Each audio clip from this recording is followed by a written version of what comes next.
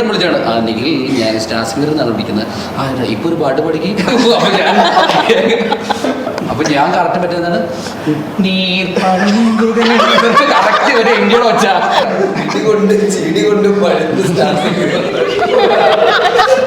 വെള്ളത്തി വന്നെ പല്ലിറുക്കുന്നേ മലമലൂയ, വെള്ളത്തി വന്നെ കണ്ണിറുക്കുന്നേ മലമലൂയ, ആ മലമലൂയ തക തക മലമലൂയ, മലമലൂയ തക തക മലമലൂയ.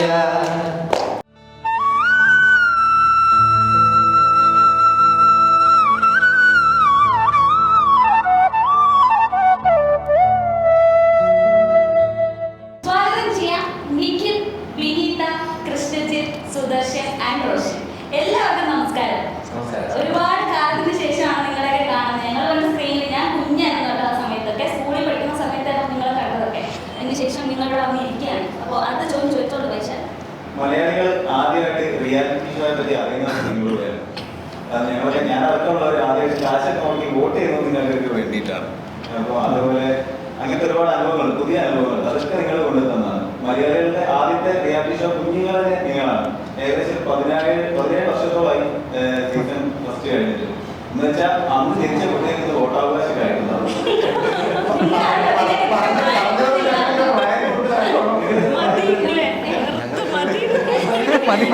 ഇതിന്റെ അപ്പുറം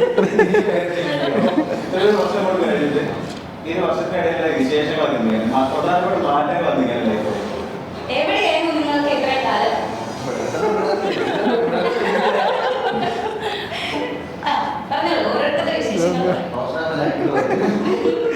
സ്റ്റാർട്ടിംഗ് ട്രബിൾ ഉണ്ട്, അവിടെ നിന്ന് തുടങ്ങട്ടെ.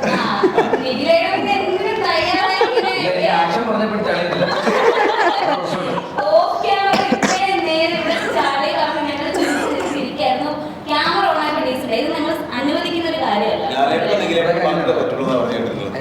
ക്യാമറ ഓൺ ആയി കഴിഞ്ഞാൽ വിശേഷങ്ങൾ പറയൂ. നല്ല വിശേഷം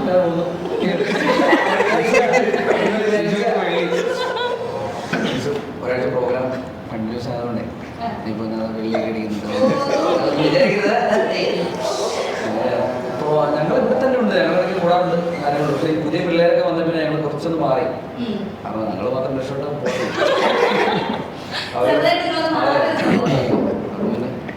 ആരും ചെന്നി പോയി നിൽക്കുന്നില്ല. അപ്പോൾ വേറെ വിളിച്ചു മണി അപ്പോൾ ഞങ്ങൾ രക്ഷോട്ടല്ലോ. അതുകൊണ്ട് ദീപിനെ പിള്ളേരൊക്കെ ഇവിടെ ശാസ്ത്രം പിള്ളേർ അല്ല ബാക്കിയെല്ലാം ചെന്നൈ. ഞാനൊക്കെ ചെന്നൈ പോയി അപ്പം കൂടെ ഇഷ്ടമില്ല. കാരണം എല്ലാ ഏകദേശം കുറേ പിള്ളേർ KD സൂപ്പർ സിംഗറിലാണ് അതുപോലെ പിള്ളേരുണ്ട്. നമ്മളും കൂടെ അവിടെ പോയിട്ട് നമ്മൾ പാലക്കാട് ബൈക്കിൽ പിന്നെ വല്ലപ്പോഴും കാസർഗോഡ് പോയിട്ട്. ചേച്ചിയുടെ വിശേഷങ്ങൾ സ്റ്റാർ സിംഗർ എന്ന് പറഞ്ഞപ്പോൾ അന്ന് ഞങ്ങൾ നിങ്ങൾ പറഞ്ഞ പോലെ ഫസ്റ്റ് വന്നത് ആയതുകൊണ്ട് മലയാളികൾക്ക് ഇപ്പോഴും ഞങ്ങളൊക്കെ ചെറിയ കുട്ടികളാണ്. അവരുടെയൊക്കെ മനസ്സിൽ ഇപ്പോഴും ഞങ്ങൾ അന്നത്തെ ആ ഒരു പാട്ടും ഇതൊക്കെ ഡാൻസും ബഹളമൊക്കെയാണ് ഇപ്പോഴും. അതേ സ്നേഹമാണ് ഇപ്പോൾ എല്ലാവർക്കും നമ്മളെ കാണുമ്പോഴും അതേ സ്നേഹം തന്നെയാണ്. അപ്പോൾ പറയുമ്പോൾ ഒരുപാട് സീസൺസ് വന്നു, ഒരുപാട് റിയാലിറ്റി ഷോകൾ വന്നു. പക്ഷേ എനിക്ക് തോന്നുന്നത് ഞങ്ങളുടെ ആ സീസണിൽ കിട്ടിയ ഞങ്ങൾ 100 പേരുണ്ടായിരുന്നു ഇനീഷ്യൽ സീസണിൽ. ആ 100 പേര് പിന്നെ അതിൽ 45 പേരായി. ആ 45 പേർക്കും ഇന്നും അന്നും ഒക്കെ മലയാളികൾക്ക് ഒരേപോലെ സ്നേഹമുള്ള ആൾക്കാരാണ്. എനിക്ക് തന്നെ പലപ്പോഴും അത്ഭുതം തോന്നാറുണ്ട്. ഞാനത് കഴിഞ്ഞ് കല്യാണം അത് കഴിഞ്ഞിട്ടായിരുന്നു, കുട്ടികളായി, ജോലിയായി, അങ്ങനെ ഒരുപാട് അത്ര ആക്റ്റീവ് ഒന്നും അല്ലെങ്കിലും ഇവർക്കൊക്കെ അത്രയും ആക്റ്റീവ് അല്ലെങ്കിലും ഇപ്പോഴും എല്ലാവർക്കും എന്നെ കാണുമ്പോഴും ഒക്കെ അതേ സ്നേഹം തന്നെയാണ്. അപ്പൊ അതൊരു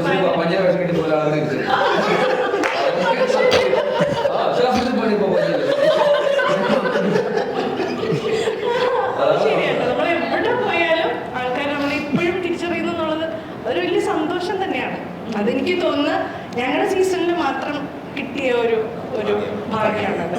കാരണം ആദ്യമായിട്ടാണല്ലോ ഇപ്പൊ ആൾക്കാർ പാടുന്നു, അതിന്റെ കൂടെ ഡാൻസ് ചെയ്യുന്നു, അതേ വേഷം ധരിക്കുന്നു. അതൊക്കെ ഞങ്ങളുടെ ഒരു സീസണിലായിരുന്നു സ്റ്റാർട്ട് ചെയ്തത്. ആക്ച്വലി അത്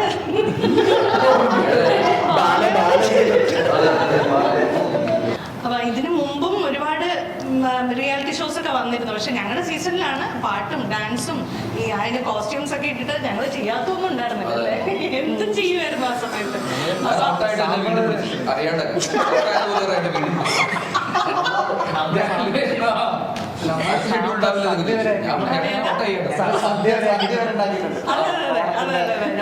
സ്പെഷ്യൽ എപ്പിസോഡിന് ഐ തിങ്ക് നമ്മുടെ ഇവര് ലേഡീസ് അവരെല്ലാരും പോയി.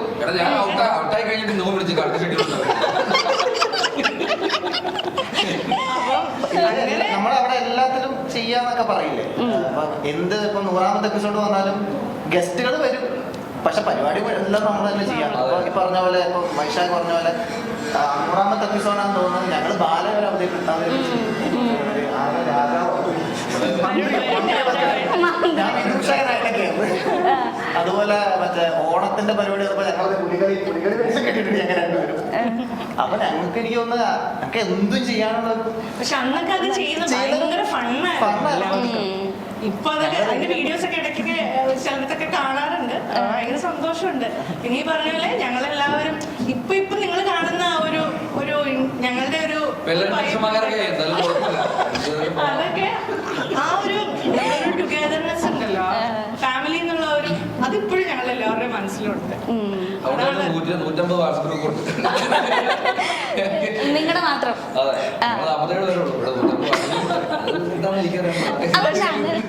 ഓരോ ടീംസ് വെച്ചിട്ട്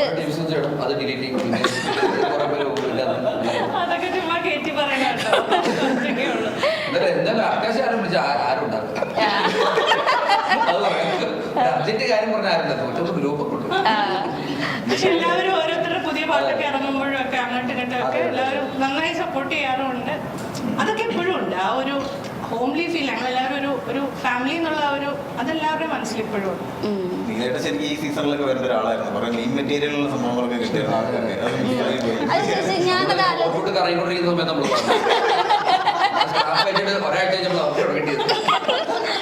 എനിക്ക് ഓർമ്മയുണ്ട് നീലയുടെ ഭയങ്കര പാവായിരുന്നു. എൻ്റെ ഒരു ബെസ്റ്റ് ഫ്രണ്ട് ഉണ്ടായിരുന്നു. ഇത്ര സംസാരിക്കുന്നത് എനിക്ക് അറിയില്ലായിരുന്നു. അന്ന് ഭയങ്കര പാവ ആളായിട്ടാണ് ഞാൻ വിചാരിച്ചത്.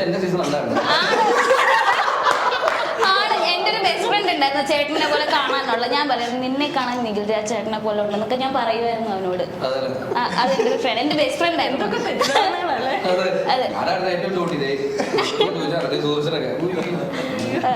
ആ നിങ്ങൾ എല്ലാവരും സൈലന്റ് ആയിരിക്കുന്നു. വിശേഷങ്ങൾ പറയൂ.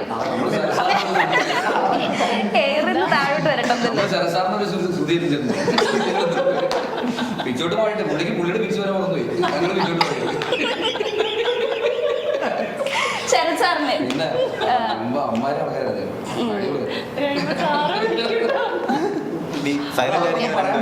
പാടി കഴിഞ്ഞിട്ട് നമുക്ക് ഈ പറഞ്ഞ പോലെ തന്നെ ഈ നമ്മുടെ സീസൺ, പ്രത്യേകിച്ച് നമ്മുടെ സീസണിനെ കുറിച്ച് എടുത്ത് പറയുകയാണെങ്കിൽ നമ്മുടെ സീസണിനകത്ത് ഉണ്ടായിരുന്ന നമ്മുടെ ടൈറ്റിൽ പിന്നെ നജീബ് ഇപ്പോ പുള്ളിക്കാരൻ എത്ര സിനിമയിൽ പാടിയിട്ടുണ്ടെന്ന് അവർ തന്നെ എണ്ണമുണ്ടോന്ന് അറിഞ്ഞുകൂടാ. പക്ഷെ ഇപ്പോഴും പ്ലേ ബാക്ക് സിംഗർ നജീബ് എന്ന് പറയുന്നതിന് മുന്നേ സ്റ്റാർ സിംഗർ വിന്നർ നജീബ് ആ ഒരു ടൈറ്റിലാണ്. പിന്നെ ഇഷാബ്, രഞ്ജിൻ, ഇത്രയും നമ്മളെല്ലാവരും ഇഷാബും രഞ്ജിനും യാസിൻ, ഒരുപാട് പേര്, അമൃത സുരേഷ്, മറ്റേ എന്തൊക്കെ ടൈറ്റിൽ ഇപ്പം നമ്മളൊക്കെ തന്നെ നമ്മുടെ അനുഭവത്തിൽ നിന്നും ചേച്ചി പറഞ്ഞ പോലെ നമ്മളെല്ലാവരും ഇത്രയും സ്നേഹം തരുന്നു. ഇപ്പൊ ഈ 17 കൊല്ലം കഴിഞ്ഞിട്ടും നമ്മളൊക്കെ തമ്മിൽ തന്നെ കാണാനും ഒക്കെ ഉള്ള ഒരു. അപ്പൊ ഇനിയിപ്പോ നമ്മുടെ ടൈറ്റിൽ എന്തൊക്കെ തന്നെ അച്ചീവ്മെന്റ്സ് ഉണ്ടായാലും നമ്മുടെ ആ ഒരു ബേസിക് ടൈറ്റിൽ എന്ന് പറയുന്നത് സ്റ്റാർ സിംഗർ അങ്ങനെ അറിയപ്പെടാനാണ് നമുക്ക് കൂടുതൽ ഇഷ്ടവും. ഞങ്ങൾ റീയൂണിയൻ വെക്കുമ്പോൾ നിങ്ങൾ ക്യാമറ വെച്ചാൽ മതി. അടിപൊളി ഇതിനേക്കാൾ നല്ല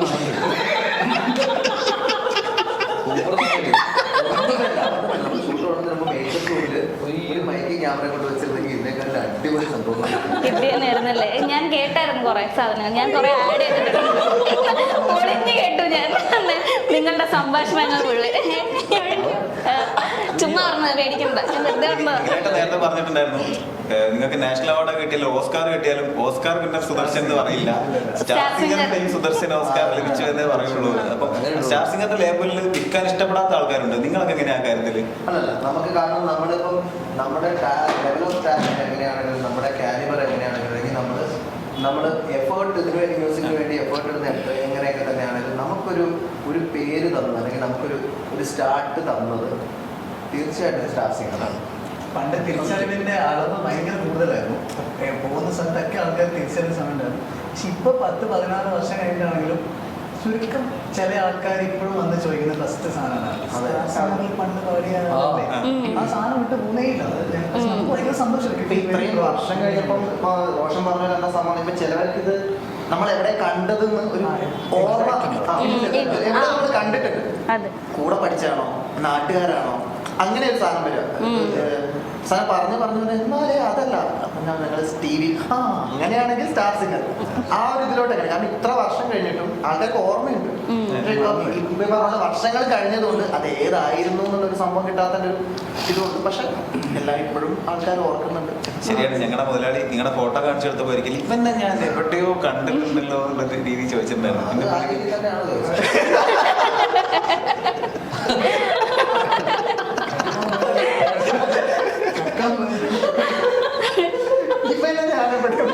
എവിടെയോ അതെ. ഓക്കെ, അപ്പൊ നിങ്ങളുടെ സീസണിന്റെ മറ്റൊരു പ്രത്യേകതയായിട്ട് ഞാൻ കണക്കാക്കുന്നത് ലാലേട്ടനാണ് നിങ്ങളുടെ സീസൺ ഇനോഗ്രേറ്റ് ചെയ്തത്. നമുക്ക് ഇന്നത്തെ ഒരു സ്ഥിതിവിശേഷത്തില് ലാലേട്ടനെ നമുക്ക് എല്ലായിടത്തും കാണാൻ പറ്റും. ഒരുപാട് മിനി സ്ക്രീനിലാണെങ്കിലും ഒക്കെ ലാലേട്ടൻ വരുന്നുണ്ട്. പക്ഷെ അന്ന് ലാലേട്ടൻ മിനി സ്ക്രീനിൽ ഒരു ഷോ ഉദ്ഘാടനം ചെയ്യാന്ന് പറയുമ്പോഴത്തേക്ക് ഭയങ്കര വലിയൊരു കാര്യമായിരുന്നു. നിങ്ങൾ എങ്ങനെയാണ് നിങ്ങളുടെ ആ ഒരു ഇനോഗ്രേഷൻ ഡേ ഒക്കെ ഓർക്കുന്നത്? ഇനോഗ്രേഷൻ ഡേയില് ശരിക്കും ഫസ്റ്റ് എപ്പിസോഡ് ഞങ്ങളെ ആയിരുന്നു പറഞ്ഞു വെച്ചിരുന്നത്. ഞാൻ അരുൺ ഗോപൻ ഉണ്ടായിരുന്നു അതിനകത്ത്. പിന്നെ നമ്മുടെ വാണി ഉണ്ടായിരുന്നു. വാണിയുണ്ട്, ടീനുണ്ട്. അങ്ങനെ 3-4 പേരുണ്ടായിരുന്നു. അപ്പം ഞങ്ങളെ ആ ഇനോഗ്രേഷൻ ഇതിനു വേണ്ടി ഞങ്ങൾ റെഡിയാക്കിയത്. അപ്പം ലാലേട്ടൻ വരുന്നു എന്നുള്ളത് ഈ പറഞ്ഞ പോലെ അങ്ങനെ കാണാൻ കിട്ടുന്ന ആളല്ലല്ലോ. അപ്പൊ ഞങ്ങളെല്ലാവരും ലാലേട്ടനെ പ്രീതിപ്പെടുത്താൻ ഏതൊക്കെ പാട്ട് ചെയ്യണം, അപ്പൊ അങ്ങനെ കുറെ പാട്ടുകളൊക്കെ ഞങ്ങൾ സെലക്ട് ചെയ്ത് വെച്ചിരുന്നു. പക്ഷേ ലാലേട്ടൻ ആ സമയത്ത് വരാൻ പറ്റിയില്ല. അപ്പൊ ഞങ്ങളുടെ എപ്പിസോഡ് മാറി വേറെ എപ്പിസോഡിനാണ് ലാലേട്ടൻ വന്നതും ഇനോഗ്രേറ്റ് ചെയ്ത് പോയതൊക്കെ. ഞങ്ങൾക്ക് കാണാൻ പറ്റിയില്ല അന്ന്. പക്ഷെ പിന്നീട് പല അവസരങ്ങളിലൊക്കെ ആയിട്ട് ലാലേട്ടനെ കണ്ടിട്ടുണ്ട്. അന്ന് ഈ പറഞ്ഞ പോലെ ലാലേട്ടൻ വന്ന് ഇനോഗ്രേറ്റ് ചെയ്യുന്നു എന്ന് പറയുന്നത് തന്നെ ആ ഒരു പ്രോഗ്രാമിന്റെ ഒരു മാഗ്നിറ്റ്യൂഡാണ്. അന്ന് അങ്ങനെ അവരാരും വരില്ലല്ലോ. അപ്പം അത്രയും ഒരു വലിയ പ്ലാറ്റ്ഫോമിലായിരുന്നു അവരത് പ്ലാൻ ചെയ്തിരുന്നത്. ഞങ്ങളൊക്കെ ശ്രദ്ധിക്കാൻ തന്നെ കാരണം ലാലേട്ടൻ്റെ ഒരു പ്രമോ ഒക്കെ കണ്ടിട്ടുണ്ടായിരുന്നു. അലോലെ ശിവരാമന്റെ ലുക്കിലല്ലേ ലാലേട്ടൻ ചെയ്തിട്ടുണ്ടായിരുന്നു ആ രീതിയിൽ. നിങ്ങൾ ഭയങ്കര ഈ പറയുന്ന പോലെ ഭയങ്കര ഫാമിലി പോലെയാണ് നിങ്ങൾ പറയുന്നുണ്ട്. പക്ഷെ നിങ്ങളുടെ ഭയങ്കര ലാലേട്ടൻ മമ്മൂക്ക ഫൈറ്റ് ഒക്കെ ഉണ്ടായിരുന്നു എന്ന് കേട്ടിട്ടുണ്ട്. ആരൊക്കെയായിരുന്നു ലാലേട്ടൻ ഫാൻസ്, ആരൊക്കെയാണ് മമ്മൂക്ക ഫാൻസ്? ലാലേട്ടൻ.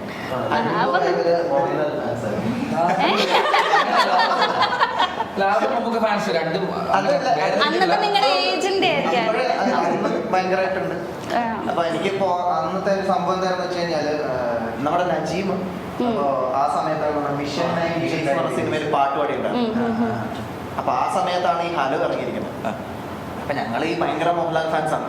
അപ്പം നമുക്ക് അവിടുന്ന് അങ്ങനെ പെട്ടെന്ന് പുറത്തു പോകാൻ പറ്റുമൊന്നുമില്ല.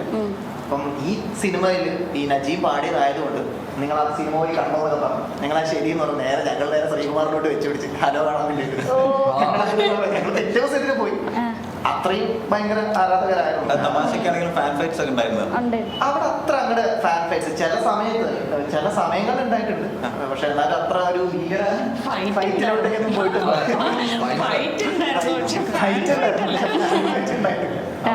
നിങ്ങൾ ഫൈറ്റ് ഉണ്ടാക്കുമായിരുന്നു. ഞാൻ കേട്ടത് നിങ്ങൾ ഭയങ്കര കോമ്പറ്റീഷൻ മൈൻഡ് ഒന്നും ഇല്ല നിങ്ങൾക്ക്. നിങ്ങൾ എല്ലാവരും ബാക്ക് സ്ക്രീൻ. ഇപ്പൊ നമ്മുടെ ബിഗ് ബോസിൽ ഇപ്പൊ ആർമി ഒക്കെ തുടങ്ങിയില്ലേ? അത് ഇന്നത്തെ എല്ലാ ആർമി വിനീത ആർമി തുടങ്ങിയത് സത്യം. ഇന്റർനെറ്റ് ഓർമ്മ മാത്രമേ ഉള്ളൂ. അതുകൊണ്ട് പറയാൻ പറ്റില്ല. അന്ന് അത്രയും ഈ പറഞ്ഞ സോഷ്യൽ മീഡിയ ഇത്ര ആക്റ്റീവ് അല്ല. പക്ഷെ അതുകൊണ്ട് ആൾക്കാരത് കണ്ടു. ഇതിപ്പോ പിറ്റേ ദിവസം കാണാന്ന് വെച്ചാൽ ആരും ഇരിക്കില്ല. അപ്പൊ തന്നെ കണ്ടില്ലെങ്കിൽ ഇപ്പൊ ഭയങ്കര എക്സ്പോഷർ ആണ്. പക്ഷെ അത് കുറച്ച് സമയത്തേക്കേ ഉള്ളൂ ഞങ്ങൾക്ക്. പക്ഷെ ആ കിട്ടിയ എക്സ്പോഷർ ഇന്നും അതേപോലെയൊക്കെ തന്നെ നിലനിൽക്കുന്നു എന്നുള്ളതാണ്.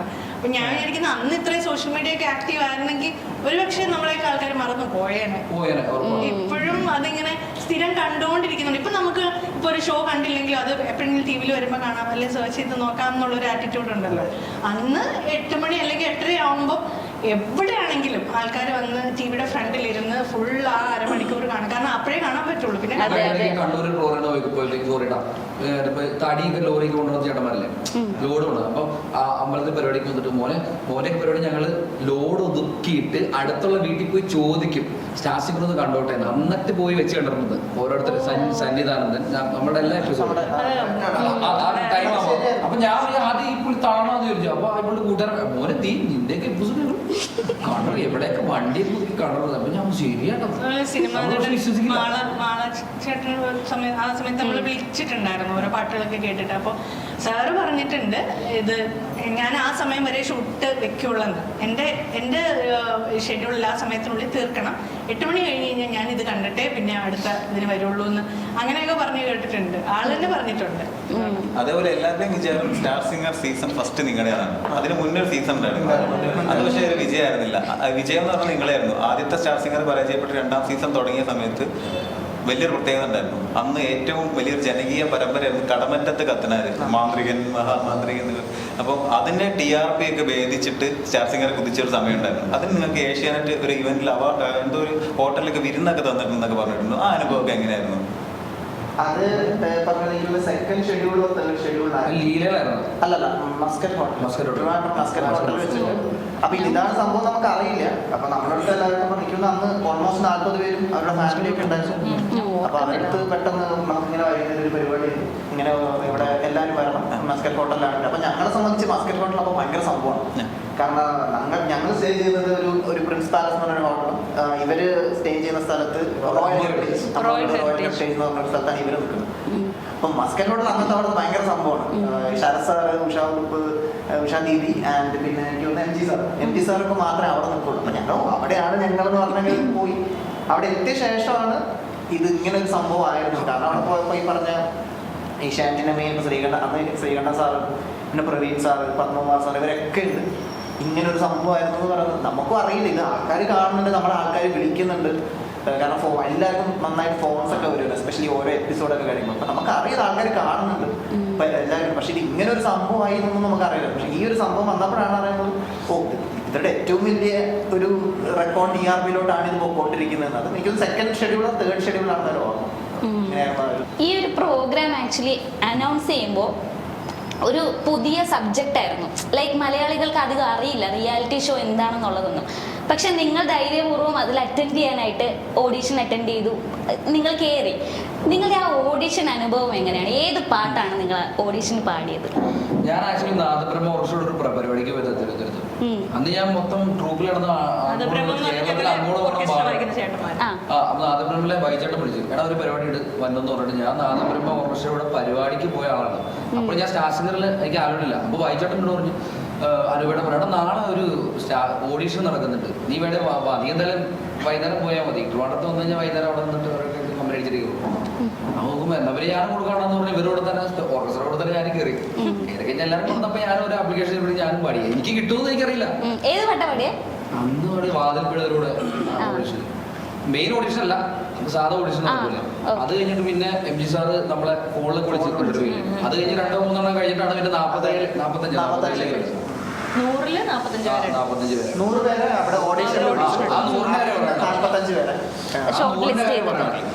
പിന്നെ ഓഡീഷനിൽ പാടിയത് എനിക്ക് മുമ്പ് ഹിഷാം പാടി പറയാം. ഹിഷാം മറ്റേ പാട്ടില്ലേ ഭയങ്കര ഹൈപ്പിച്ചുള്ള പാട്ട്, എടാ ഗുരുലെ പാട്ട് അത് പാടി. അപ്പൊ ഞാൻ പോയി എനിക്ക് കിട്ടത്തില്ല. ഞാൻ പോയിട്ട് മറ്റേ രജനീകാന്തിന്റെ പാട്ടില്ല എടാ പാടിക്കോ, പാട്ടങ്ങ് പാടണേ. ഞാൻ ഓട്ടക്കാരല്ല, അതുകൊണ്ട് വേറെ പാടുണ്ടോ? പക്ഷെ മറന്നു ഏതാന്ന് പറഞ്ഞു. ഇളമേതോ അല്ല സോറി മറ്റേത് ന്യൂ ഇയർ പാടുന്ന പാട്ട്. അപ്പൊ ഹിഷാം ഡാൻസ് കളിച്ചില്ല. അപ്പൊ കുറെ ഡാൻസ് കളിക്കാത്തവന്മാര് വന്ന് ഔട്ടാവുന്നുണ്ട്. പക്ഷെ ഹിഷാം ഡാൻസ് കളിച്ചില്ല. പക്ഷെ അവനെ ഇന്നായി, കാരണം നല്ല ഹൈപ്പിച്ചിലെടുത്ത് അവൻ അടിപൊളിയായിട്ട് പാടിക്കളെ. അപ്പൊ ഞാൻ വെച്ചു ഇനിയിപ്പോ ഞാൻ മെലഡിയുമായിട്ടൊന്നും ഉണ്ടാക്കാൻ പോകണില്ല, കാരണം ഞാൻ എന്തായാലും ഔട്ടാവും. അപ്പൊ ഞാൻ എന്തായാലും ഉഷാദ് ഇങ്ങനെ ഇരിക്കുന്നു ഭയങ്കര വൈ പിടിച്ച് എന്നാ പിന്നെ പാട്ട് മാറ്റേക്കും. അതുവരെ മറ്റേ ഇഷ്ടക്കാൻ മാറ്റി എങ്കേക്കും എപ്പോതും സംഗീതം സന്തോഷം രാത്രികൾ வந்து விட்டால் சத்திரங்கள் ஓடிவிடும்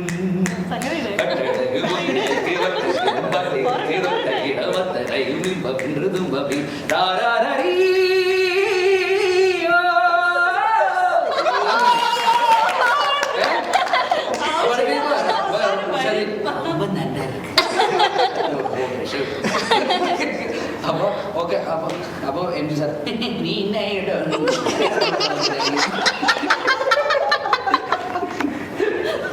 ഓക്കെ വിനീത് ചേച്ചിയുടെ അനുഭവം. എന്തെന്ന് പറഞ്ഞാൽ ഞാൻ ആ സമയത്ത് എൻ്റെ കോഴ്സ് കഴിഞ്ഞിട്ട് ഞങ്ങൾക്ക് ഒരു കുറച്ച് സമയം ഒരു കോഴ്സ് പോലെ ഉണ്ടായിരുന്നു. ഞങ്ങളുടെ MBBS കഴിഞ്ഞു. അത് കഴിഞ്ഞിട്ടൊരു കുറച്ച് നാൾ വേറൊരു PhD പോയി. അപ്പോൾ അതെല്ലാം കഴിഞ്ഞാൽ ഞാനിങ്ങനെ ആ ഒരു 6 months ഗ്യാപ്പിൽ ഇങ്ങനെ നിൽക്കാം. വേറെ പ്രത്യേകിച്ച് പണിയൊന്നും ഇല്ലാണ്ട് ഇരിക്കുന്ന സമയത്താണ് ഇതിൻ്റെ ഈ ഫോണിൽ കൂടി ഉണ്ടായിരുന്നല്ലോ. ഫോണിൽ നമുക്ക് വിളിച്ചിട്ട് പാട്ട് റെക്കോർഡ് ചെയ്തിട്ട് അയക്കാം, അങ്ങനെ ഉണ്ടായിരുന്നു. അപ്പോൾ അന്ന് ഫോൺ എടുത്തിട്ട് ഞാൻ ഈ പഠിച്ച് ഇറങ്ങിയ സമയമായത് കാരണം പുതിയതായിട്ട് പാട്ടുകളൊന്നും എനിക്ക് അറിയില്ല, പുതിയ പാട്ടുകളൊന്നും അറിയില്ല. അപ്പോൾ അവരിങ്ങനെ അതിൻ്റെ അകത്ത് കുറച്ച് പാട്ടുകൾ ഓപ്ഷൻ കൊടുത്തിട്ടുണ്ട്, ഇന്ന പാട്ടുകൾ, അതിൽ ഏതെങ്കിലും ഒരെണ്ണം. അതായത് ഒരു പാട്ടും എനിക്കറിയില്ലായിരുന്നു. ആകെ മൂളാനറിയാവുന്ന നമ്മുടെ നോട്ട്ബുക്കിലൊരു പാട്ടില്ലേ, ഹൃദയവും ഹൃദയവും, ആ പാട്ടായിരുന്നു. അതിൻ്റെയും വരി അറിയില്ല. ആദ്യം കുറച്ച് വരി പാടിയിട്ട് പിന്നെ മൂളുമായിരുന്നു. അങ്ങനെയാണ് പാടി അയച്ചത്. അപ്പോൾ അത് കഴിഞ്ഞിട്ട് എനിക്കിപ്പോഴും ഓർക്കുന്നുണ്ട്, എൻ്റെ ജോലി കഴിഞ്ഞ് വന്നിട്ട് മുറിക്കാത്തിരുന്ന് വെറുതെ ഇങ്ങനെ പാടിയിട്ട് അയച്ചു കൊടുത്തതാ. കിട്ടുമെന്നൊന്നും ഒരു പ്രതീക്ഷയില്ല, ഇത് എന്താണെന്ന് സംഭവം പോലും അറിയില്ല. അങ്ങനെ അയച്ചു കൊടുത്തു. അത് കഴിഞ്ഞിട്ട് അവർ ഫസ്റ്റ് ഓഡീഷന് വിളിച്ചു. അല്ല, അത് കഴിഞ്ഞ് നമ്മൾ ബയോഡേറ്റ ഫിൽ ചെയ്ത് അയക്കണം, ഫോട്ടോ ഒക്കെ അയക്കണം. ഞാൻ CD അയച്ചിട്ടില്ല, ബയോഡേറ്റ അയച്ചു. ബയോഡേറ്റയ്ക്കകത്ത് അപ്പം ഞാൻ ഡോക്ടർ എന്നൊക്കെ പറഞ്ഞിട്ട് എഴുതിയിട്ടുണ്ടായിരുന്നു. അപ്പൊ അത് കഴിഞ്ഞിട്ടാണ് പിന്നെ നമ്മുടെ ഫോണില് സാറൊക്കെ കഴിക്കുന്ന ഇത് വിളിച്ചത്. അതിനകത്ത് വിളിച്ചിട്ട് അതിൽ പാടിയ പാട്ട് ഒന്ന്, ആ പാട്ടാണ് ഒന്ന്. പിന്നെ സ്പീഡ് പാടാൻ പറഞ്ഞപ്പം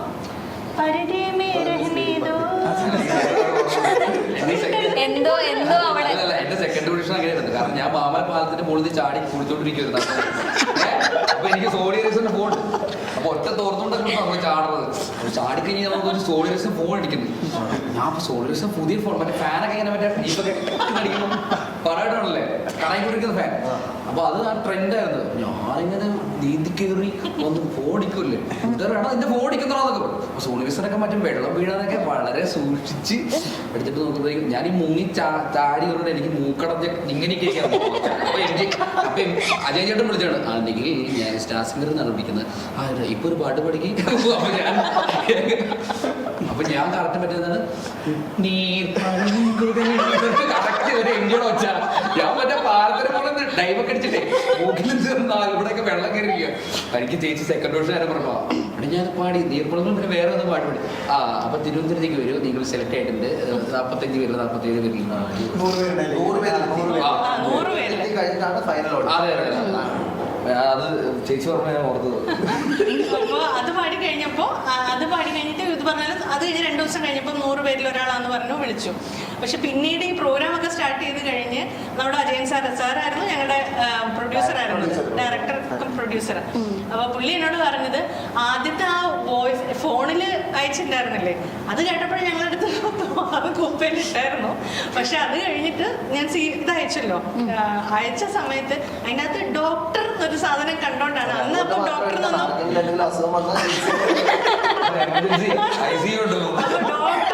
അപ്പൊ അന്ന് ആദ്യം ഡോക്ടേഴ്സ്, ഇന്നിപ്പോ ഇഷ്ടംപോലെ കുട്ടികളുണ്ട് പാടുന്നവരൊക്കെ. അപ്പൊ അന്ന് അതില്ലാത്ത അങ്ങനെ ഒരു ക്യൂരിയോസിറ്റിയുടെ പുറത്താണ് ഫോണിൽ വിളിച്ചത് തന്നെ. ഫോണിൽ വിളിച്ചു കഴിഞ്ഞപ്പോ പിന്നെ പാടുന്നുള്ളത് കൊണ്ട് നീ ഉദ്ദേശിച്ചിരിക്കും മനസ്സിലായി. സെയിം ആയിരിക്കും നമ്മൾ ഉദ്ദേശിച്ചത്. ഞങ്ങളോട് അന്തർധാര, ഇവിടെ അന്തർധാര പോകുന്നത് നടക്കില്ല. അല്ല ബിനേജി ഡോക്ടറാണെന്ന് പറഞ്ഞപ്പോ ഗോവൻ ഡോക്ടറാണെന്ന കാര്യം അവൻ പറഞ്ഞില്ല. അവൻ പറഞ്ഞില്ല, പിന്നെ അവൻ ഔട്ടാവുന്ന നേരത്തെ കണ്ട അവൻ പറഞ്ഞു അവൻ ഡോക്ടറാണ്. ഈ ഓപ്പോസിറ്റ് ഭയങ്കര പാട്ടുകളൊക്കെ നമ്മൾ ഉണ്ടായിട്ടിരിക്കുന്നത്. അവരോടാണ് നമ്മൾ ഡയറക്ടർ വെച്ചത്. പ്രാക്ടീസ് ചെയ്യാറുണ്ടോ? ഞാൻ കോഴ്സൊക്കെ കഴിഞ്ഞിട്ട് അല്ലല്ല പാട്ട് പ്രാക്ടീസ് ചെയ്യണം, മര്യാദയ്ക്ക്. അങ്ങനെയാണ് ഞാൻ എത്തിയത്. എന്റേത് എങ്ങനെയാന്ന് വെച്ച് കഴിഞ്ഞാൽ 10ാം ക്ലാസ് കഴിഞ്ഞിട്ട് ഈ +1 അഡ്മിഷൻ ഒക്കെ വേണ്ടി ഇങ്ങനെ നോക്കുന്ന സമയത്ത് ഭയങ്കര കുഞ്ഞു ഏറ്റവും യങ്സ്റ്റ് ആയിരുന്നല്ലോ. സ്കൂളിൽ പോയിട്ട് നേരെ ഷൂട്ടിന് പോകുമായിരുന്നു. അല്ല അതുണ്ടായിരുന്നു +1 സമയത്ത് അങ്ങനെയാണ്. പോകാറില്ല. അമ്മേനെ കാണണമെന്നൊക്കെ പറഞ്ഞ കാര്യമായിരുന്നു.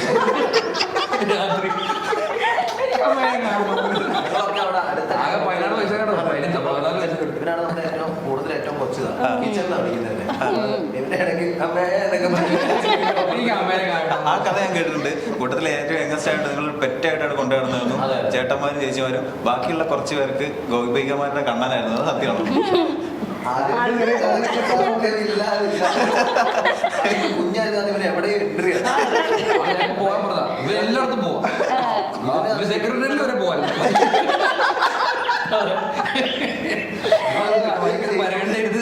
ഇതിനത് കിട്ടുകയും ചെയ്തു. നമുക്കത് കിട്ടുന്നില്ല. കൂമ്പനൊക്കെ കുറച്ച്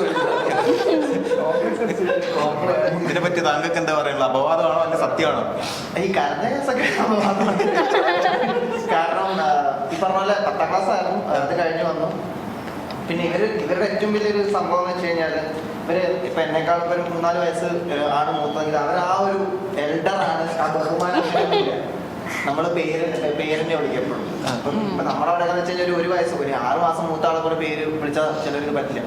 ഇപ്പൊ പുള്ളിക്ക് ഒരു 3-4 വയസ്സ് ഉണ്ടെങ്കിൽ മൂത്തതാണ്. എന്നാൽ പോലും 4 ശരിക്കും അത്ര മതി പറയുന്നുള്ളൂ. അപ്പൊ എല്ലാവരും ഞാൻ പേരാ വിളിക്കാം. അപ്പം ചേച്ചീനെ ഞാൻ വിളിക്കാറുണ്ട്, ബിനിയ ചേച്ചി വിളിക്കാറുണ്ട്, പിന്നെ വാണി ചേച്ചീനെ, ഇവരെ അങ്ങനെ 1-2 പേരെ ഞാൻ ചേച്ചിന്ന് വിളിക്കാം. അതാണ് ഫീമെയിൽ നമ്മുടെ പെൺകുട്ടികളുടെ ഇടയ്ക്കും ഞങ്ങളുടെ ഇടയ്ക്കും ഇവരുള്ള സ്വാധീനത്തിന്റെ പെൺകുട്ടികളെയൊക്കെ ചേച്ചി ടീച്ചറായിട്ട് കൃഷ്ണനെങ്കിലും പെണ്ണുങ്ങളുടെ ഇടയ്ക്കൊക്കെ ഇവര് ഭയങ്കര ഫ്രീഡമാണ്. ചേച്ചിന്ന് വിളിക്കുന്നോണ്ടാണ് ആ ഫ്രീഡം കിട്ടുന്നത്. ഞങ്ങളോട് ഉള്ള പോലെ എടാ ചിലപ്പോ അവിടുന്ന് കണ്ടിന്യൂ. അപ്പൊ ഇവര് ഭയങ്കര ഒരു ഫ്രീഡം തന്നിട്ടുണ്ട്. അപ്പൊ ഇവർ ഭയങ്കര ചെറുതാണെന്നുള്ള അങ്ങനെ ഒരു മാറ്റി നിർത്തുക അങ്ങനെയൊന്നും ഉണ്ടായിട്ടില്ല. പിന്നെ ഈ പറഞ്ഞ ഓഡീഷനിലോട്ട് പോകുന്ന എങ്ങനെയാന്ന് വെച്ച് കഴിഞ്ഞാൽ ഈ 10th കഴിഞ്ഞ് +1 ജോയിൻ ചെയ്യുന്നതിന് തൊട്ട് കുറച്ച് മുന്നേ ആയിട്ടാണ് ഈ ആഡ് കാണുന്നത്. അപ്പം ഏറ്റവും വലിയ ഒരു റിയാലിറ്റി ഷോ 45 ലക്ഷം രൂപയുടെ ഫ്ലാറ്റ് ചുമ്മാ പോയി നോക്കാം എന്നൊക്കെ പറയും. കാരണം ഞാൻ ആ സമയത്ത് സ്റ്റേറ്റ് ലൈവ് മ്യൂസിക് ഒക്കെ കഴിഞ്ഞിങ്ങനെ നിൽക്കുന്ന സമയത്ത് അപ്പൊ നമ്മുടെ വിചാരം ലൈവ് മ്യൂസിക്കിന് ഫസ്റ്റൊക്കെയാണല്ലോ. അപ്പൊ പോയി കഴിഞ്ഞാൽ വല്ലതൊക്കെ തടയും. അത് എല്ലാവർക്കും ഉണ്ടായിരുന്നു അങ്ങനെ. എല്ലാവരും ഭയങ്കര പാട്ടുകാരെന്ന് അവനവന് നല്ല വിശ്വാസം ഉണ്ടായിരുന്നു. അവിടെ വരുന്നത് വരെ ഭയങ്കര നമ്മൾ അപ്പൊ കുഴപ്പമില്ല, സംസ്ഥാനത്തിൽ ഫസ്റ്റ് ആണല്ലോ, നമ്മളോട് പോയി നോക്കാം എന്തെങ്കിലുമൊക്കെ പോകും എന്നൊക്കെ പറഞ്ഞു പോയി. പക്ഷെ അവിടെ എത്തുമ്പോൾ വെച്ചാൽ എല്ലാവരും ഭയങ്കര നല്ല പാട്ടുകാരാണ്. എല്ലാവരും ഇതുപോലെ നമ്മുടെ സീസൺ ഉണ്ടല്ലോ, ഈ 45 പേരുണ്ട്, 45 ഒരു കിടക്കാച്ചി പാട്ട്. ബാക്കിയുള്ള സീസണൊക്കെ നമുക്കൊരു 5-6 പേരെയൊക്കെ എടുക്കാൻ, ബാക്കിയൊക്കെ ഏകദേശം ഔട്ടാവുന്ന നമുക്ക് അറിയാൻ പറ്റും. ഇത് അങ്ങനെയല്ല. ഇവനിപ്പോ ഈ റൗണ്ട് മോശമായി പാടിക്കുന്ന ഇവരുണ്ടല്ലോ, അടുത്ത റൗണ്ടിൽ 99 പഠിക്കും.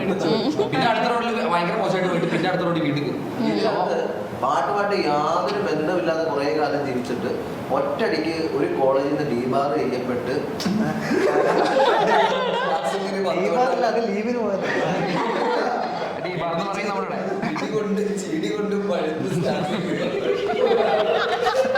ഇവര് ലുക്കൗട്ട് നോട്ട്സ് അത് മാതൃക യൂസ് പരിചയപ്പെടുന്നവരെ കാണുന്നവരൊക്കെ ചോദിക്കാണ് ആ റോഷൻ അല്ല മ്യൂസിക് അല്ലാതെ വരുന്നത് ഞാൻ ഗോപുരത്ത് പഠിക്കുന്നു. അത് എന്ത് കോഴ്സാണ് ആ പഠിക്കുന്ന കോളേജ്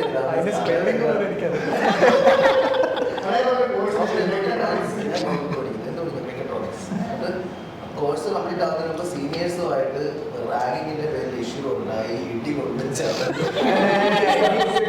കൊണ്ടെന്നല്ല ഇനി കൊടുത്തിട്ട് പോയതാണ്.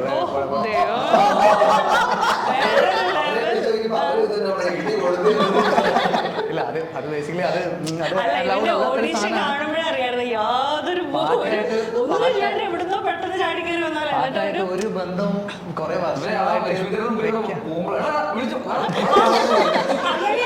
അതായത് അല്ല നിന്നോടൊരു സ്പീഡില് പാട്ട് പാടാൻ പറയുമ്പോ അറിയാൻ മേല അങ്ങനെ നിൽക്കുക ഏത് പാട്ടോ ഏതാണ് ഓർമ്മയുണ്ട്. അന്ന് ആ സമയത്ത് മറ്റേ ഒരു 5 രൂപയുടെ ഒരു ബുക്ക് വരും. അപ്പൊ എനിക്ക് ആകെ അറിയുന്നത് 4-5 അച്ഛൻ പഠിപ്പിച്ച പാട്ടുകളാണ്. അതെല്ലാം മലയാളം ക്ലാസ് സംഗീതമേ മാനെ. അപ്പൊ ഈ 5 പാട്ട് തന്നെ എനിക്ക് വേറെ പാട്ട് അറിയില്ല, അറിയാത്തൊരു സമയം ഉണ്ടായിരുന്നു. അപ്പൊ ഇങ്ങനെ ഞാൻ ഈ ബുക്ക് സ്റ്റേഷനിൽ പോകുമ്പോൾ ഒരു ബുക്ക് മേടിച്ചിട്ടാണ് പരിപാടി കോമ്പറ്റീഷന് വേണ്ടി ആക്സിഡന്റോടെ പോകുന്നത്. റെയിൽവേ സ്റ്റേഷനിൽ നിന്ന് ഒരു ബുക്ക് മേടിച്ചാണ് ഓഡിഷന് പാടാനുള്ള ആ സമയത്ത് കാലത്ത് ഇറങ്ങിയ ഒരു പാട്ടാണ് ചോട്ടാ മുംബൈയിലെ പാട്ട്. അടിത്തലകൾ പഠിച്ചവൻ. ഈ പാട്ടും പഠിച്ചുകൊണ്ട് മാത്രമാണ് ബൈഹാർട്ട് പഠിച്ചിട്ട്, ബൈഹാർട്ട് പഠിക്കുമ്പോൾ ഭയങ്കര കൊണ്ടിട്ട് ഇതും പഠിച്ചോണ്ട് നേരെ സ്റ്റേജിൽ കയറി ആകെ പഠിച്ച പാട്ട് ഇതും. പിന്നെ ഞാൻ ഫസ്റ്റ് ലക്ഷ്മി തിയേറ്റർ നമ്മുടെ വട്ടിയൂർക്കാവിലെ പരിപാടി ഷൂട്ട് നടക്കുന്ന ലൊക്കാലിറ്റിയിൽ ഫസ്റ്റ് ഞാൻ ആദ്യം ആ വാതിൽ തുറക്കുന്ന പോലെ തുടങ്ങിയ ടെൻഷൻ അങ്ങനെയാണ് വരച്ചോണ്ടൊക്കെ. ഇവർക്കൊക്കെ ഭയങ്കര ഓർമ്മകളാണ്, എനിക്ക് ആകെ ഓർമ്മ ടെൻഷൻ മാത്രം. എന്ന് ആര് പാടിയ ടെൻഷൻ. അപ്പൊ ഈ സാധനം തുറക്കുമ്പോൾ ഞാൻ കേൾക്കുന്ന ഫസ്റ്റ് പാട്ട് ഇടാൻ നിങ്ങളെ അതിനെന്ന് പറയാം നജീം അർഷാദ്.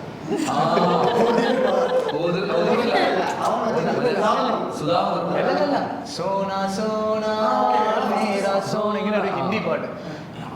ഞാൻ എന്ത് കിട്ടിലായിട്ടാണ് ഇവൻ പാടുന്നത്.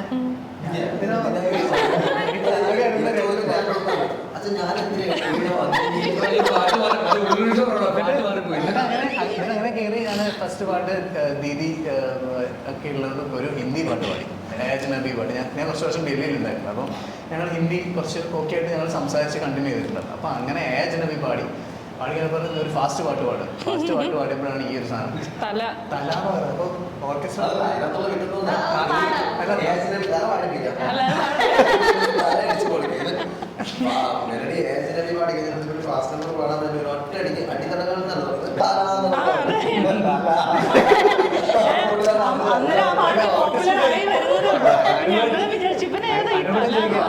അലോട്ടും ചോദിക്കാം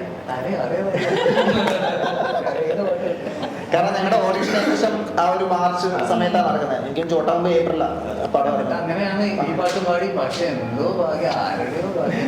ഒരു വർഷത്തേക്ക് ഞാൻ കോളേജിൽ ലീവിലായിരുന്നു. ആ ഒരു വർഷം കൊണ്ട് സ്റ്റാർസിംഗിൽ കയറി ക്വാർട്ടർ ഫൈനൽസ് വരെ എത്തി. അവർ 1.5 വർഷം ഒരു വർഷത്തിന് ഞാൻ പഞ്ചായത്ത് കഴിഞ്ഞിട്ട് അപ്പുറം കാണാത്ത ആളാണ്. അതുകൊണ്ട് കുറെ രാജ്യങ്ങളും കാണാൻ പറ്റി. ഇവരൊക്കെ ഒരുപാട് സ്ഥലങ്ങളിൽ യാത്ര ചെയ്യാൻ പറ്റും.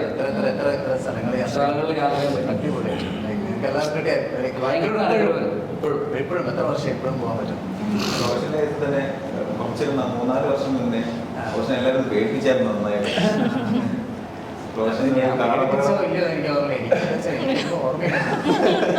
കാറോളം പറ്റിയതൊക്കെ വാർത്ത സമയം ഉണ്ടായിരുന്നു. അത് ശരിക്കും എന്തായിരുന്നു സംഭവം? അത് പ്രോഗ്രാമിന് വേണ്ടിയിട്ട് സുദർശന്റെ കൂടെ ആലപ്പുഴ ഭാഗത്തൊരു പ്രോഗ്രാം ഉണ്ടായിരുന്നു. അങ്ങനെ ഞാൻ യൂഷ്വലി എപ്പോഴും രാവിലെ, ഞാൻ കണ്ണൂരാണ് സ്വദേശം. നമ്മൾ 4 പേരുണ്ടായിരുന്നു. 4 പേരുണ്ടായിരുന്നു. കണ്ണൂരിൽ നിന്ന് യാത്ര ചെയ്യുന്നത് ജനശതാബ്ദി ട്രെയിനിൽ വന്നു കഴിഞ്ഞാൽ ഒരു 9-9 മണി മുതൽ എറണാകുളത്ത്. അതിനാണ് എപ്പോഴും വരാം. ഞങ്ങൾ വീട്ടിൽ നിന്ന് ഇറങ്ങിയതേ ഇല്ലായിരുന്നു. ഇറങ്ങി ഒരു 100 മീറ്ററിൽ ഏതോ ഒരു ലോറി ഞങ്ങളുടെ സൈഡ് വന്നിട്ട് കുറച്ച് ഭീകരമായിട്ട് അടിച്ചാണ്. അങ്ങനെ കുറച്ച് ക്രിട്ടിക്കലായി. പിന്നെ ഒരു വർഷത്തോളം 1.5 വർഷത്തോളം കുറച്ച് മെമ്മറി പ്രശ്നങ്ങളൊക്കെ ഉണ്ടായി. ഇപ്പൊ കുറെ ബെറ്ററാണ്.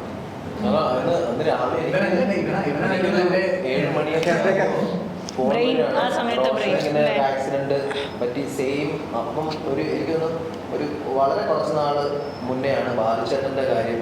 അതേപോലെ ഹെഡ് ഇഞ്ചുറി ആണ്, സ്പൈനൽ കോഡിന് ഭയങ്കര പ്രോബ്ലം ഉണ്ട്, ഭയങ്കര ക്രിട്ടിക്കലാണ്. അതേപോലെ തന്നെ കേട്ട്. പക്ഷെ ബാലുചേട്ടന്റെ ആക്സിഡന്റ് കേട്ട് അധികം നാൾ അതിന് മുന്നേ ആ ഒരു നെഗറ്റീവ് വാർത്ത നമ്മൾ കേട്ടല്ലോ. എന്ന് പറയുമ്പോൾ ഫസ്റ്റ് ഞാൻ അന്ന് രാവിലെ അമ്പലത്തിൽ തൊട്ട് നിൽക്കുന്ന സമയത്ത്, അമ്പലത്തിൽ ഇറങ്ങിയ സമയത്താണ് ഈ കോൾ വരുന്നത്. പിന്നെ ഞങ്ങളുടെ ഒരു കൗണ്ടർ ഫ്രണ്ടാണ് വിളിക്കുന്നത്. കുറച്ചേട്ടാ ഇങ്ങനെയുള്ള ഒരു സംഭവമുണ്ട്, കുറച്ചേട്ടൻ ആക്സിഡൻ്റ് ആയി പറയുന്ന ഇതേ സമയം ഹെഡ് ഇഞ്ചുറിയാണ്. വണ്ടി 2-3 റൗണ്ട് അടിച്ചിട്ടാണ് വണ്ടി ലാൻഡ് ചെയ്തത്. ഓപ്പോസിറ്റ് റോങ് സൈഡ് കയറി വന്നൊരു ലോറി, പുള്ളിക്കാരൻ ഉറങ്ങിപ്പോയതാണ്. നമ്മുടെ ട്രാക്കിൽ കയറി ഇടിച്ച് മറിച്ച് സ്പൈനൽ കോഡിന് കംപ്ലൈൻറ്റ് ഉണ്ട്. ICU വെന്റിലേറ്ററിലാണ്. അപ്പം തന്നെ നമ്മുടെ എന്താ ചെയ്യേണ്ട. വേറൊരു കാര്യം വേറൊരു കാര്യം നമ്മളെ ശാസ്ത്രീയ തൊട്ട് സംസാരിച്ചുകൊണ്ട് പറയുകയാണ്. ഞങ്ങൾക്ക് എല്ലാവർക്കും അറിയാം, നമ്മൾ ഈക്വലി ഗുഡാണ്. എല്ലാവർക്കും അറിയാം, നല്ല അസാധ്യമായിട്ട് പാടുന്ന ആൾക്കാരാണ്. പക്ഷെ നമുക്ക് എല്ലാവർക്കും മിസ്സാവാണ്ട് ഇപ്പോഴും പോകുന്ന ഒരു സാധനം നമ്മുടെ ഫ്രണ്ട്ഷിപ്പോ എങ്ങനെ ടേർമിനേറ്റ് ആകും. അതെ, അതെ. വേറെ റിയാലിറ്റി ഷോ ഉണ്ടോ എന്ന് എനിക്ക് അറിയത്തില്ല. വളരെ അഹങ്കാരപരമായി ഞാൻ പറയും. എന്ന് വെച്ചാൽ നമ്മളിപ്പോ എല്ലാ ദിവസവും വിളിക്കുന്നതോ ആഴ്ച കാണുന്നില്ല. നിഖിലെ ഞാനിപ്പോ മിനിമം 4 മാസത്തോളമായിട്ടുണ്ട്. ഇവൻ കണ്ടിട്ട് ആ സമയത്താണ് ഇവരുടെ ചേട്ടന്റെ കല്യാണമാണ് ഇങ്ങനെ കാണുന്നത്. കിച്ചന്റെ കല്യാണമാണ്. നമ്മള് കാണുമ്പോഴത്തേക്കുള്ള ആ ഒരു സ്നേഹം ഭയങ്കര അങ്ങനത്തെ ഒരു ആർക്കും ആരും തമ്മിലൊരു അസൂയ ദേഷ്യം അതായത് ഫാമിലി ആരൊക്കെ റിലേഷൻ ആണെന്ന് തോന്നുകയാണ്. അതിപ്പോ നേരത്തെ ചോദിച്ച ചോദ്യം ഭയങ്കര കൊച്ചപ്പന്റെ ഹലോ സുദർശനല്ലേ അങ്ങനെ നമ്മുടെ ഫാമിലി പോലെ നിൽക്കണല്ലേ. എല്ലാരും ഇരട്ടപ്പേരെ വിളിച്ച പറയാൻ പറ്റുമോ? ഇരട്ടപ്പേര് എന്നെ ചെമ്പാന്ന് വിളിക്കണം. ചെമ്പ അന്ന് ഞാൻ ഈ ബർഗണ്ടി കടിച്ച് അടിച്ച് ബർഗണ്ടിയൊക്കെ നരയും അടിച്ച് ബർഗണ്ടിയുടെ കളർ പോയപ്പോ എല്ലാം നരച്ച്. പിന്നെ സുദർശനെ ഷുഗർസൻ എന്ന് വിളിക്കാറുണ്ടായിരുന്നു. പിന്നെ വേറെ റോഷൻ പേരില്ല അല്ലെ? റോഷൻ ജനസാമാന്യ പേരുണ്ടായിരുന്നു. ഇല്ല, കണ്ണൂർ യൂണിവേഴ്സിറ്റി. അതെ സർട്ടിഫിക്കറ്റ്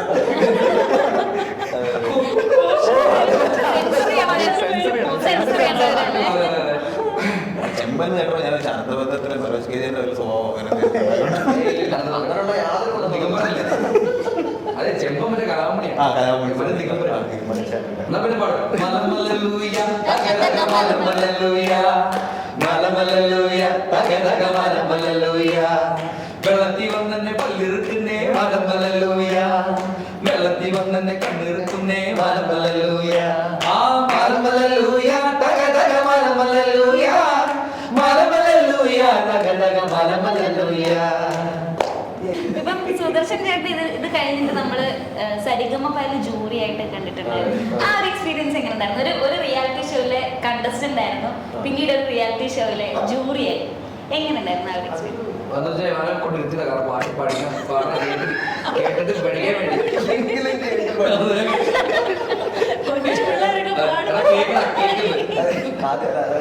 ഇപ്രാവശ്യം സീനിയേഴ്സിന്റെ സീസൺ 2ലാണ്. ഇപ്പം ലാസ്റ്റ് സീസൺ ഉണ്ടായിരുന്നു. അതിന് തൊട്ട് മുന്നേ ഞാൻ ജോയിൻ ചെയ്യുന്നത് ജൂനിയേഴ്സിന്റെ ലിറ്റിൽ ചാൻസിലാണ് സരിഗമ.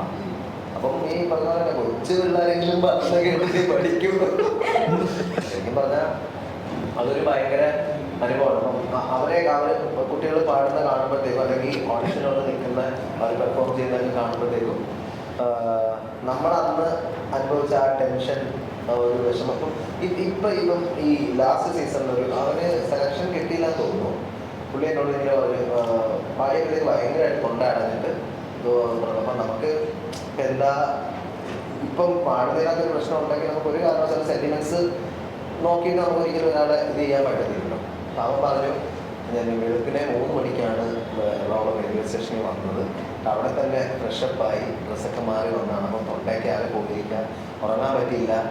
അതൊക്കെ പറഞ്ഞപ്പോഴത്തേക്കും നമ്മൾ പഴയ കാര്യങ്ങളൊക്കെ ഇങ്ങനെ ഓർക്കും. നമ്മൾ ഇതുപോലെ ഞാൻ ഈ പറഞ്ഞ പോലെ തന്നെ ആലപ്പുഴയിൽ നിന്ന് ട്രിവാൻഡ്രം വരെ KSRTCയിൽ ട്രാവൽ ചെയ്ത് അവിടെ പോയി.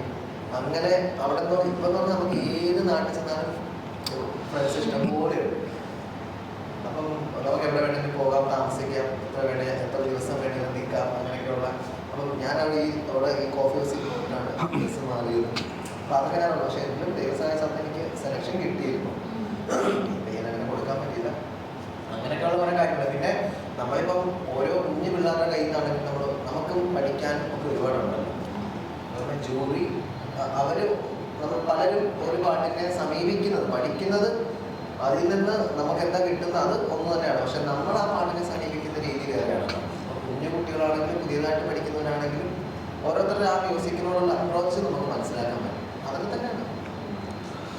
പുതിയ പിള്ളേർ കുറച്ചും കൂടെ ഭയങ്കര സീരിയസ് ആയിട്ട് ഞങ്ങളൊക്കെ ആണെങ്കിൽ എനിക്ക് തോന്നുന്നില്ല നമ്മളൊക്കെ ആ ഒരു പ്ലാറ്റ്ഫോമിന്റെ ആ ഒരു വലിപ്പം ശരിക്കും കോമ്പറ്റീഷൻ എന്നുള്ള രീതിയിൽ ഞങ്ങളൊക്കെ മനസ്സിലാക്കി. എനിക്ക് തോന്നുന്നത് അതല്ല, എനിക്ക് തോന്നുന്നത് നമ്മുടെ ആ സമയത്ത് അഡ്വാൻസ്ഡ് ആയിട്ടുള്ള സൗണ്ട് സിസ്റ്റം ഒന്നും അങ്ങനെ ഇല്ല. നമുക്ക് ആ അവൈലബിൾ ആയിട്ടുള്ള സൗണ്ട് സിസ്റ്റം അത് ദിനേശായിട്ട് വളരെ അടിപൊളിയായിട്ട് ചെയ്തുകൊണ്ട് മാത്രം നമുക്ക് മോട്ടറൊക്കെ കിട്ടിക്കൊണ്ടിരുന്നു ആ സമയത്ത്. പക്ഷെ ഇപ്പൊ അഡ്വാൻസ്ഡ് അതെ ഭയങ്കര പാട്ട്. വോക്കൽ ഇപ്പൊ വോക്കൽ വേറെ ട്രാക്ക്, ഇൻസ്ട്രുമെന്റ് വേറെ ട്രാക്ക്. മാത്രമല്ല വോക്കൽ വേണമെങ്കിൽ നമുക്ക് അടുത്ത് പ്രൊഡ്യൂസർ ലോജിക്കൽ മിക്സ് ചെയ്തിട്ട് ഔട്ട് വിടാം. അങ്ങനെയൊക്കെ പണ്ട് അങ്ങനെയല്ല, എല്ലാം ഒരേ ഇതിലല്ലേ. കണ്ടസ്റ്റൻസും ഉൾപ്പെടെ ഇന്ത്യൻസ് അപ്പൊ ഇന്ത്യ എന്താന്ന് പറയുന്നത് അത് വെച്ച് അതുപോലെ നമുക്ക് 3-4 പ്രാക്ടീസ് ഒന്നുമില്ല, ഒറ്റ പ്രാക്ടീസ്, അതും പല്ലവി മാത്രം ഈ സ്റ്റേജിൽ അല്ലേ. ഇപ്പൊ അങ്ങനെ ഒന്നുമല്ല. ഇപ്പൊ നല്ലോണം നമ്മുടെ റിയാലിറ്റി 2007 ശ്രുതി എന്താണെന്ന് എല്ലാവർക്കും മനസ്സിലായി. ശ്രുതി എന്ന് പറയുന്നൊരു വാക്ക് എല്ലാവരും ഈ ശ്രുതി ബോക്സ് വെക്കുന്നത് വെറുതെ ഒച്ചയ്ക്ക് കൊണ്ടിട്ട് ഇത് എന്തിനാണെന്നൊക്കെ എനിക്ക് മനസ്സിലായിട്ടൊന്നുണ്ടായിരുന്നില്ല. കുറേ കഴിഞ്ഞാലാണ് മനസ്സിലായത് ശ്രുതി എന്താ, സംഗതി എന്താണെന്ന്. ശരത് സാർ പഠിപ്പിച്ചാണ്ട് എനിക്കൊക്കെ മനസ്സിലായിട്ടോ. എല്ലാ ഓട്ടോ ചേട്ടന്മാരോട്ട് ആയിക്കോട്ടെ, എല്ലാവർക്കും ഇപ്പൊ പാട്ട് എന്താണെന്ന് എല്ലാവർക്കും ശരിയായിട്ടോ. എങ്ങനെയാണെന്ന് പറയാൻ അറിഞ്ഞൂടാ, പക്ഷെ അതിങ്ങനല്ല. നമ്മൾ കേട്ടിട്ടുണ്ട്. കാരണം നിങ്ങൾ പാട്ട് പാടുമ്പോൾ ഭയങ്കരമായിട്ട് എൻജോയ് ചെയ്തിരിക്കുമ്പോൾ അത് കഴിഞ്ഞതിന് ശേഷം ഈ ജഡ്ജ്മെന്റ് പറയുമ്പോൾ ശരസാകുട്ട സംഗതി ഇയാൾ എന്തോന്നാ പറയുന്നത്, പിള്ളേർ നന്നായി പാടിയല്ലോ, ഇപ്പൊ എന്താ സംഗതി എന്നുള്ളതൊക്കെ അപ്പോഴാണ് ആദ്യമായിട്ട് കേൾക്കുന്നത്. എല്ലാവർക്കും അറിയാം, എല്ലാ കണ്ടസ്റ്റൻസിനും എല്ലാവർക്കും അറിയാം. ലൈക്ക് ഇപ്പൊ ജനറേഷനും ഭയങ്കര ടാലന്റഡ് ജനറേഷനും കൂടെയാണ് ഇപ്പം ഉള്ളത്. എല്ലാവരും ആർട്ടിസ്റ്റിക്കലി കിടില്ല പാട്ട് അല്ലെങ്കിൽ ഡാൻസ് എന്തെങ്കിലും ഉണ്ട്. വേറൊരു റിയാലിറ്റി ഷോനെ പറ്റി ചോദിച്ചുകൊണ്ട് പറഞ്ഞുകൊണ്ട് ചോദിക്കുകയാണ്. നിഖിൽ ചേട്ടനും തിരിച്ചു സംഗീതമായിരുന്നു എന്ന് പറഞ്ഞൊരു പരിപാടികളുണ്ടായിരുന്നു ശാസ്ത്രീയത്തിന് ശേഷം. അടിപൊളിയായിട്ട് പൊക്കോണ്ടിരിക്കുമ്പോൾ പെട്ടെന്ന് നിങ്ങളുടെ ടീം ഫിറ്റ് ചെയ്തു. എന്തായിരുന്നു കാരണം? ഞാൻ പ്രോഗ്രാമിന് പോയി. ഈ പ്രോഗ്രാം പിടിക്കുന്ന ശീലമുണ്ട്. രാവിലെ കാസർഗോഡ്, വൈകുന്നേരം മറ്റേ കന്യാകുമാരി. അപ്പൊ എന്ന് പറഞ്ഞാൽ നമ്മള് ബീച്ചോട്ട് നല്ല എന്താണ് പറയാ കണ്ട ഇതായിരുന്നു, നമ്മുടെ ബോസിലായിരുന്നു. പക്ഷെ എന്താ സംഭവം എന്ന് വെച്ച് കഴിഞ്ഞാൽ നമുക്ക് പ്രോഗ്രാമിന് ഇപ്പൊ മെയിൻ വരുമാനം എന്ന് പറഞ്ഞ പ്രോഗ്രാമാണ്. എന്റെ കാറിന്റെ ഒക്കെ ലോണൊക്കെ 4 മാസം കൂടിയിട്ട് വീട്ടിലാളെ കൊന്നു തുടങ്ങി. അപ്പൊ ഞാനാണെങ്കിൽ മറ്റേ സംഗീത യുദ്ധം ചെയ്തുകൊണ്ടിരിക്കുക ചെന്നൈയിൽ. അപ്പോൾ കേടാ എന്റെ കാറിൽ ലോണൊക്കെ വെയിറ്റ് ചെയ്ത്. അപ്പൊ ഞാൻ വിളിച്ചു, എനിക്ക് പ്രോഗ്രാമിന് പോകണമല്ലോ. അപ്പൊ ഞാൻ ഒരാൾ പറയാണ്ട് പ്രോഗ്രാമിന് വെയിറ്റ് ചെയ്യുന്നതെന്ന് വരെ പറഞ്ഞില്ല. പാലക്കാട് കാരണം പോകാൻ പറ്റില്ലെങ്കിൽ ഭയങ്കര പ്രശ്നമാണ്. അവരറിഞ്ഞ് പോയിട്ട് അവര് വൈകുന്നേരം വരെ പിടിച്ചിരുന്ന് ഭയങ്കര പിന്നെ അങ്ങനെ അത് തന്നെ അങ്ങനെ ഒരു വിഷയം പറ്റിയപ്പോഴത്തേക്ക് ഞാൻ പതുക്കെ കിറ്റ്. കാരണം സാമ്പത്തിക പ്രശ്നമായി തുടങ്ങി. 4-5 മാസമായി വീട്ടിൽ അണ്ണാച്ചിമാരൊക്കെ ഒന്ന് ക്യൂ നിൽക്കുന്നത്. രാവിലെ എണീക്ക് തന്നെ അണ്ണാച്ചിമാരെ കൊണ്ടത് ഇങ്ങനെ താങ്കളോട് ഞാൻ മറ്റേ അണ്ണാച്ചിയത് കോയമ്പത്തൂർ അണ്ണാച്ചി. അപ്പൊ അത് അവൻ ശരി അവൻ പങ്കെടുക്കുന്നില്ല പറഞ്ഞു. അപ്പൊ അവരെ സംബന്ധിച്ച് പുതിയ ആളെ പകരം വെക്കാന്ന് പറയുന്നുണ്ടായിരുന്നു. പക്ഷെ ഞങ്ങളെ സംബന്ധിച്ച് ഞങ്ങൾ അവനായിട്ട് സാക്സിങ്ങൾ തുടങ്ങിയ മുതലുള്ള ഒരു സാധനമുണ്ട്. അപ്പൊ അവിടെ നമുക്ക് ഡുവറ്റ് റൗണ്ട് വരുമ്പോൾ ഞങ്ങൾ ഈ മെയിൻ സോങ്സ് എടുത്ത് പാടും. അപ്പൊ എപ്പോഴും അങ്ങനെ അത്രയും സിംഗായിട്ട് നമ്മളിങ്ങനെ പോയിക്കൊണ്ടിരിക്കുമ്പോൾ വേറെ പകരക്കാരനെ വെച്ച് പോകാൻ മുന്നോട്ട് താല്പര്യം ഉണ്ടായിരുന്നില്ല. അപ്പൊ പിന്നെ ഞങ്ങൾ പറഞ്ഞു പിന്നെ കുഴപ്പമില്ല. കൊറേ എണ്ണത്തിൽ പഠി. ഇനി ആനുവൽ പ്ലാനിലും മറ്റേ ഉള്ളൂ, ബാക്കി എല്ലാത്തിലും പഠി. ജോഗ്രഫിക്കലും ആനുവൽ പ്ലാനിലും പാടാൻ പഠി, ബാക്കി എല്ലാത്തിലും പാടി. പാടി. നിങ്ങളൊരു റിയാലിറ്റി ഷോ ഇപ്പൊ വരും. എല്ലാ റിയാലിറ്റി ഷോയിലും പാടി അമൃത സൂപ്പർ സ്റ്റാർ പാടാനെന്ന് എന്റെ ഒരു കൂട്ടുകാരന്റെ കൂടെ പോയതാ. ഞാൻ എടാ എനിക്കറിയാൻ പള്ളി നീ സ്റ്റാർ സിംഗറിൽ പാടിയതല്ലേ, അപ്പൊ എനിക്ക് അതിന്റെ ചിട്ടവട്ടങ്ങൾ അറിയില്ല, ഓഡിഷൻ എങ്ങനെയാണ്. അപ്പൊ ഞാൻ പറഞ്ഞു ഞാനിന്ന് ഫ്രീ ആയിരുന്നു. അപ്പൊ ഞാൻ പറഞ്ഞു ഞാൻ വരാമെന്ന് പറഞ്ഞു. ഞാൻ പോയപ്പോഴത്തേക്ക് കുറെ പേര് അറിയണവരൊക്കെ. അപ്പൊ അപ്പോഴാണ് എം ജെ സാറ് കാണുന്നത്. സാറ് നീ പാടാണ്ടില്ലെന്ന് പറഞ്ഞു. അപ്പൊ ഇവൻ പാടി കഴിഞ്ഞിരിക്കുക, ഞാൻ എന്തായാലും ഫ്രീ ആയിട്ടിരിക്കുള്ളൂ, ഞാനും പാടി. അവസാനം ഇവ കിട്ടില്ല, എനിക്ക് കിട്ടി. സെക്കൻഡ് അടിച്ച് ഞാൻ ചുമ്മാ പോയതാ. അപ്പൊ ഞാൻ വെറുതെ കയറിയ പണി. അപ്പൊ അങ്ങനെ കിട്ടി എന്ന് വെച്ചാൽ വലിയ കഴിവുണ്ടായിട്ട് നമ്മുടെ ആ സമയത്ത് പിന്നെ എനിക്കും ഉണ്ടായിരുന്നു ഒരു കുറച്ച് ലോണൊക്കെ ഉണ്ടായിരുന്നു. അപ്പൊ ഇതിന്റെ സെക്കൻഡ് കിട്ടി ഫസ്റ്റ് കിട്ടില്ല എന്തായാലും. ഫസ്റ്റ് നമ്മൾ സ്റ്റാർ വന്നോണ്ട് ഫസ്റ്റ് എന്തായാലും കിട്ടില്ലെന്ന് ഉറപ്പായിരുന്നു.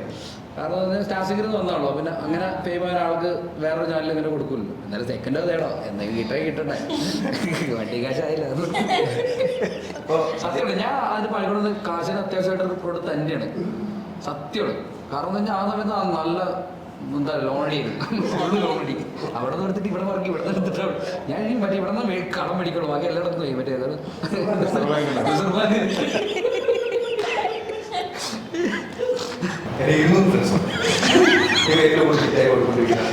സ്വതന്ത്ര സംഗീതമേഖനാവാൻ പറ്റും, പക്ഷെ പേര് മാറ്റുമ്പോൾ രമണൻ എന്നൊക്കെ ആക്കേണ്ടി വരും. ഒരു പാട്ടിലും dance I heard sweet footsteps, who is in the